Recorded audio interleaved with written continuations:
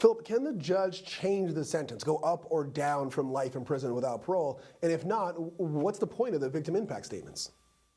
Well, the short answer is even if the jury finds some of the aggravating circumstances to be true, but they find that they don't outweigh the mitigators, the judge is required by law to impose the life without parole sentence. It's under the Florida statutes. Ironically, if the jury returned a death verdict, the judge has discretion to override that finding and impose life without parole, but has to make findings based on the mitigation that's presented. The question is, why? What's the point of victim impact if, it's a foregone conclusion that Nicholas Cruz is getting life without parole?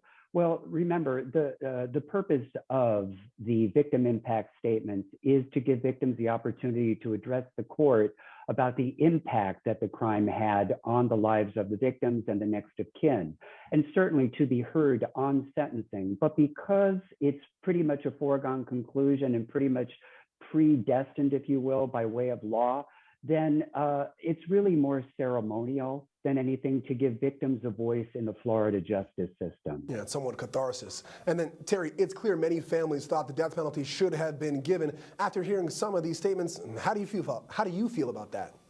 Well, regardless of your position on the death penalty for or against, this is clearly a death penalty case, and it's somewhere something should have been imposed, I think. The defendant admitted to the crime. He's on video committing the crime. So I think that the system did fail the families here. The mitigating circumstances did not outweigh the aggravating factors. And so I do think that one juror was able to influence that entire jury because it was not unanimous, and he did escape the death penalty.